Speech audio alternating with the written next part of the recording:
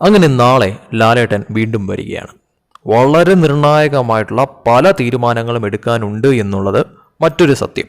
അതുപോലെ തന്നെ അതിലെടുത്തു പറയേണ്ട കാര്യമെന്ന് പറയുന്നത് ജിസൈൽ, ആര്യൻ, അനുമോൾ ഈ വിഷയം കത്തി നിൽക്കുന്ന ഒരു കാര്യമായിരുന്നു. അപ്പോൾ ആ വിഷയത്തിൽ എന്ത് തീരുമാനമാണ് ബിഗ് ബോസിൻ്റെ ഭാഗത്ത് നിന്ന് അല്ലെങ്കിൽ ലാലേട്ടൻ്റെ ഭാഗത്ത് നിന്ന്, കാരണം അനുമോളുടെ ഭാഗത്ത് തെറ്റ് സംഭവിച്ചിട്ടുണ്ട് എന്നുള്ളത് യാഥാർത്ഥ്യമായിട്ടുള്ളൊരു കാര്യം തന്നെയാണ്. കാരണം അങ്ങനെ ഒരു സിറ്റുവേഷൻ അവിടെ ക്രിയേറ്റ് ചെയ്യേണ്ട ആവശ്യം അനുമോളെ സംബന്ധിച്ചിടത്തോളം ഇല്ലായിരുന്നു. പക്ഷേ അത് മറ്റൊരു തരത്തിൽ ആക്കിയെടുത്തത് അനുമോളായിരുന്നു എന്നുള്ളതും വാസ്തവമാണ്. സോ ആ ഒരു വിഷയം ഏത് തരത്തിൽ കൈകാര്യം ചെയ്യും ലാലേട്ടൻ എന്നുള്ളതാണ് ഏറ്റവും നിർണായകമായിട്ടുള്ളൊരു കാര്യമെന്ന് പറയുന്നത്. അതിൽ തന്നെ അനുമോളെ പുറത്താക്കുന്ന തരത്തിലോട്ട് കാര്യങ്ങൾ മാറുമോ, അതല്ല ഇനി മറ്റൊരു വാർണിംഗ് കൊടുക്കുന്ന തരത്തിലോട്ട് കാര്യങ്ങൾ മാറുമോ, അതല്ല ഇനി കടുത്ത മറ്റെന്തെങ്കിലും ശിക്ഷ കൊടുക്കുന്ന തരത്തിലോട്ട് കാര്യങ്ങൾ മാറുമോ എന്നുള്ളതും കാത്തിരുന്ന് കാണേണ്ട കാര്യം തന്നെയാണ്. നമുക്കറിയാം കഴിഞ്ഞ ആഴ്ച എന്താണ് സംഭവിച്ചത് എന്നുള്ളത്. കാരണം നിർത്തിപ്പൊരിച്ചിട്ടുണ്ടായിരുന്നു അനുമോളെ. അതിൻ്റേതായിട്ടുള്ള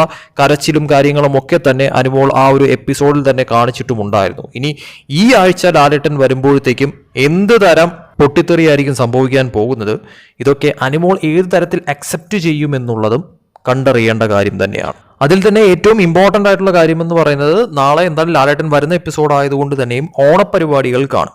സോ ഓണ എപ്പിസോഡ് കഴിഞ്ഞതിന് ശേഷമായിരിക്കും അവിടെ പല തീരുമാനങ്ങളും എടുക്കുന്ന എപ്പിസോഡിലേക്ക് പോകുന്നത്. അതുകൂടാതെ തന്നെ എവിക്ഷൻ ഉണ്ടാകും. എവിക്ഷൻ എന്ന് പറയുന്നത് ഇത്തവണ മിനിമം 2 പേരെങ്കിലും പോകുന്ന തരത്തിലോട്ട് കാര്യങ്ങൾ മാറും. അത് 2-ൽ കൂടുമോ 3-ലേക്ക് എത്തുമോ എന്നുള്ളതും കണ്ടറിയേണ്ട കാര്യം തന്നെയാണ്.